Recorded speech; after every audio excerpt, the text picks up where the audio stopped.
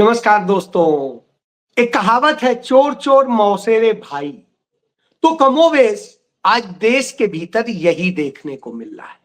भारत एक बनाना स्टेट बन चुका है, और जब बनाना स्टेट बन जाए तो आप किसी न्याय की उम्मीद कर भी नहीं सकते, करनी भी नहीं चाहिए।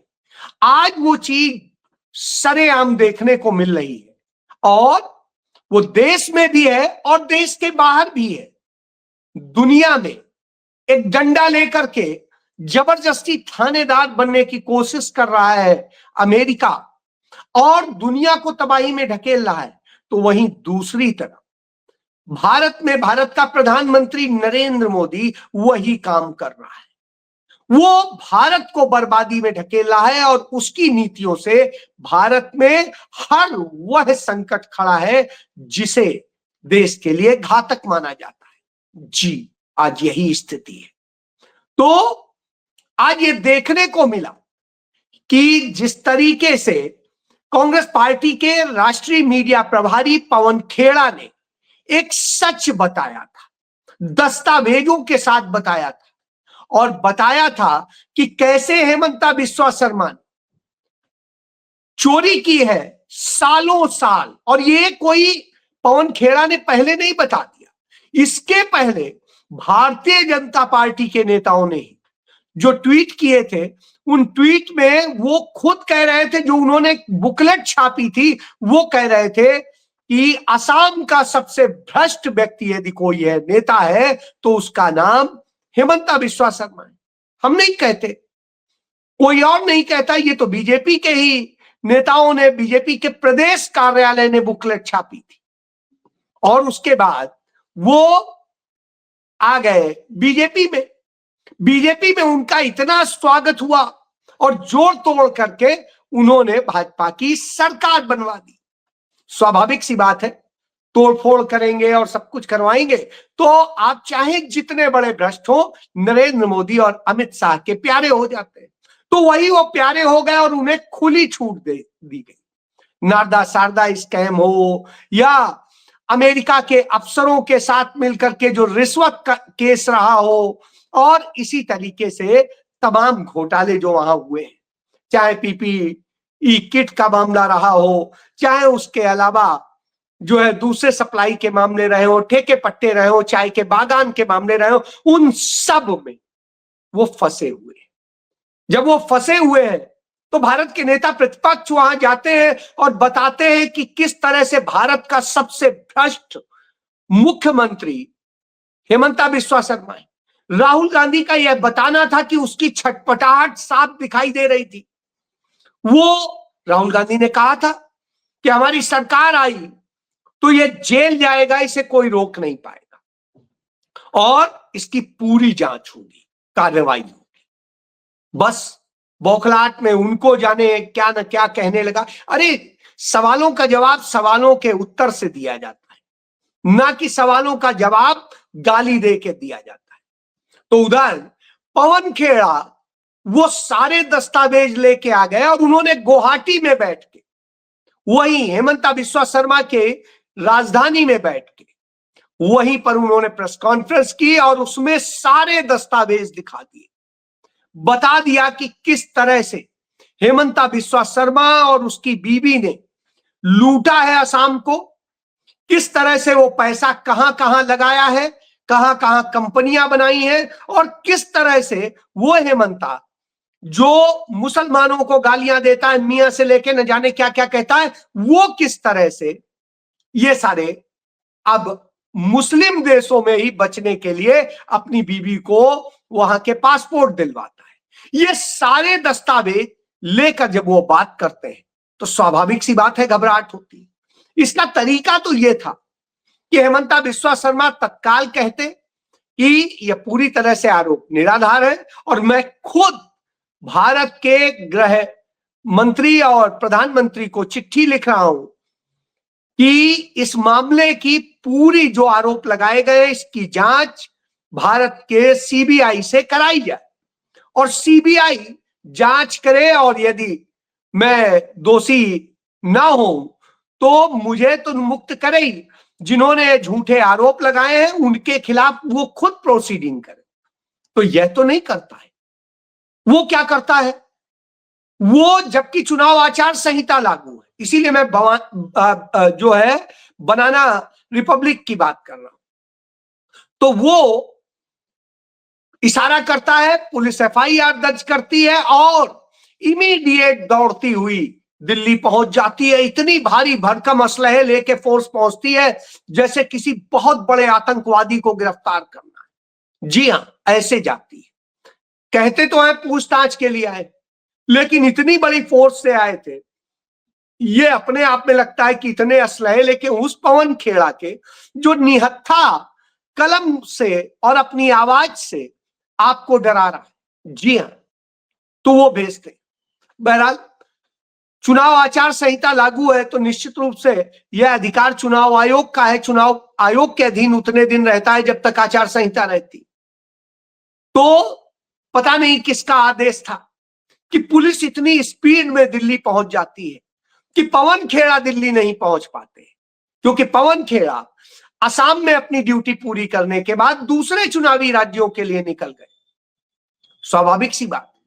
लेकिन वहां पहुंचते हैं तो जिस व्यक्ति के खिलाफ मामला है, जब वो घर में नहीं है तो घर में नहीं घुसा जाता है, लेकिन उसके बावजूद जबरन दिल्ली पुलिस को लेके, क्योंकि दिल्ली पुलिस भी नरेंद्र मोदी के अंडर में आती है, अमित शाह के अंडर आती है, तो उसको लेकर के वो घर में घुस जाते हैं और घर से उनके लैपटॉप, उनकी जो है पेन ड्राइव और दूसरी चीजें उठा ले जाते हैं। स्वाभाविक सी बात है, वो हो सकता है उनकी पत्नी के हों, उनकी बेटे के हों, बेटी के हों, किसी और के हों, परिवार के सदस्य के, तो बगैर, जबकि सुपुर्दगी जो भी कुछ बरामदगी होती है, एक्यूज ये जो होता है वही करवाता है। तो ऐसी स्थिति में इससे समझ में आता है कि कितना डर गए। और उसके बाद में हेमंता जिस तरह की भाषा का इस्तेमाल करता है, जिस गाली के शब्दों का इस्तेमाल करता है, कोई भी सभ्य व्यक्ति उनका इस्तेमाल क्या सोच भी नहीं सकता, वो भी इस पद पर जाकर, तो संभव ही नहीं। तो अब आप सोचिए, जब इतना मानसिक रूप से हिल गया हो तो आप समझ सकते हैं। पहले बोला मुझे नहीं पता पुलिस कहां गई, फिर खुद ही बताया कि हाँ पुलिस गई है, पाताल से भी खोज निकालेगी, ये करेगी। यानी सब कुछ प्लान है, सब कुछ उन्हीं का किया हुआ है। इतना बौखला गया क्योंकि सच बड़ा तीखा होता है, तो वह सच तीखा लग गया। बहरहाल पवन खेड़ा तो मिले नहीं, तो उनके घर से यही करके ड्रामा करके चले आइए। तो किसी ने मल्लिकार्जुन खड़गे से पूछा, जब वो असम में ही थे, कि पवन खेड़ा के जो है घर पे गई है पुलिस और एफआईआर है और गिरफ्तार किया जाए, तो उन्होंने क्या फर्क पड़ता है, एफआईआर क्या फर्क पड़ेगा कि वो गिरफ्तार कर ले। हमारे यहां तो ED, CBI, income tax, police सब कुछ वो करते रहते हैं, तो हो जाएगा, कोई फर्क नहीं। जी हां, कोई फर्क नहीं पड़ता। यही बात तो राहुल गांधी बार बार सिखाते हैं कि डरो मत। देश की आजादी की लड़ाई जब लड़ी जा रही थी, कोई 10 साल जेल में रहा, कोई 8 साल जेल में रहा, कोई 5 साल जेल में रहा, कोई 3 साल रहा, कोई 2 साल रहा, कोई 1 साल रहा। मतलब 1 साल से नीचे तो शायद ही कोई रहा हो जिसने वास्तविक लड़ाई लड़ी।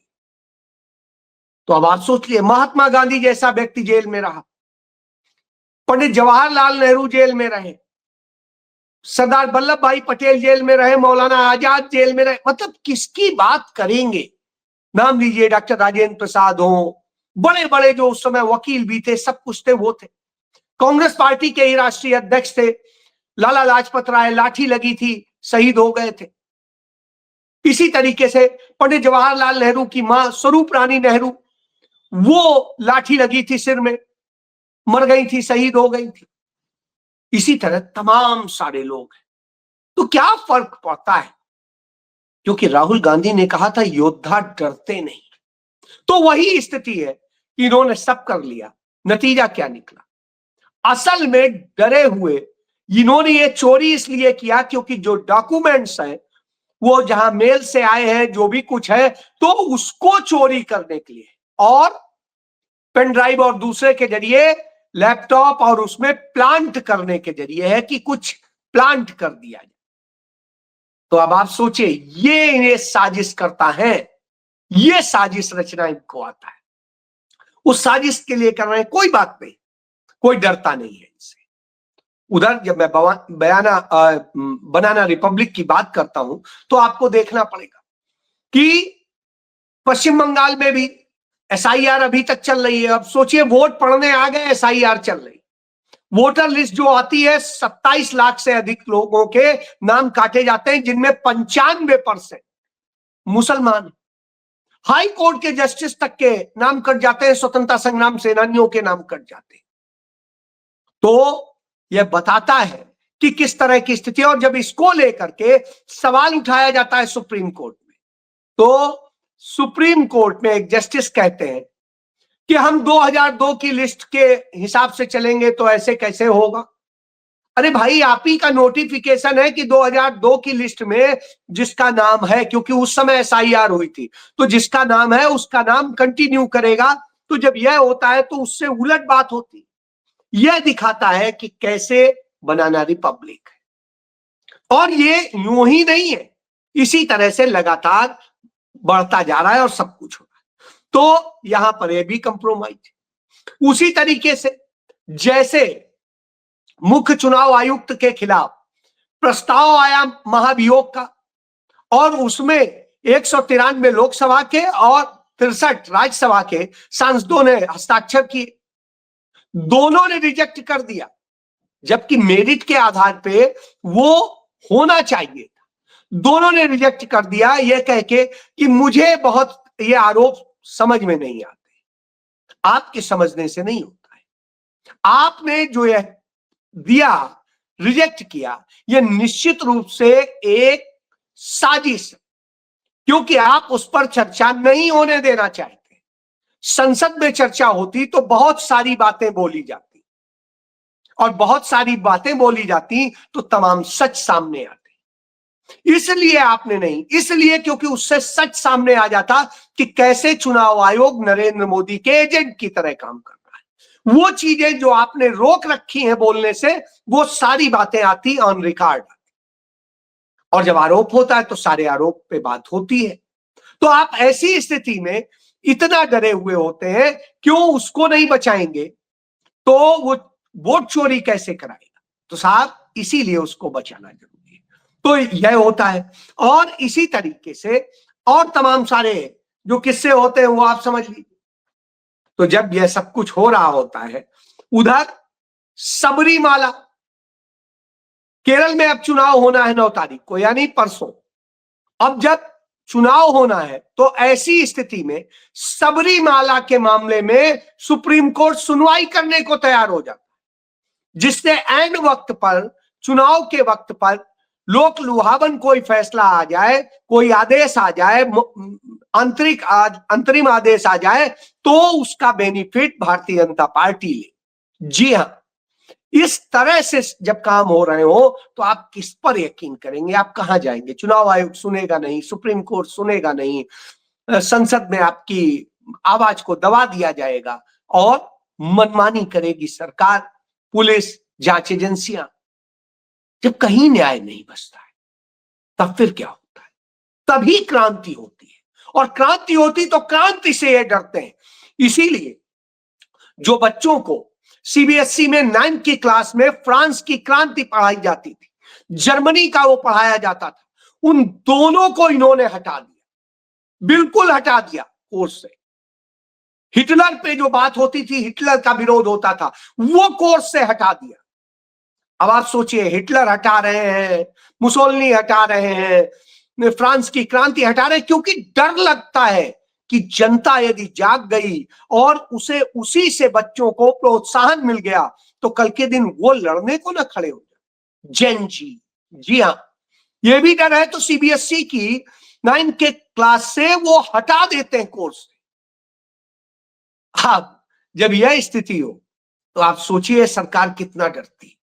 इतना डरती है कि बच्चे ना हो, ये कर दे।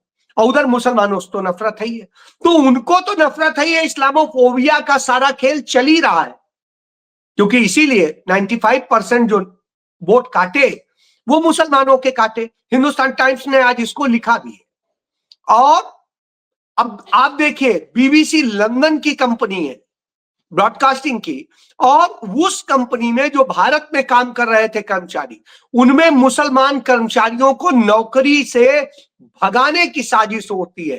तो बीबीसी हिंदी से किस तरह से धीरे धीरे करके मुसलमान जो कर्मचारी पत्रकार और थे, उनको इतना प्रताड़ित किया जा रहा है कि वो छोड़ छोड़ के नौकरी जा रहे हैं। जी हां, आज ये स्थिति हो गई, मजबूरी है जिसको रहना पड़ रहा है।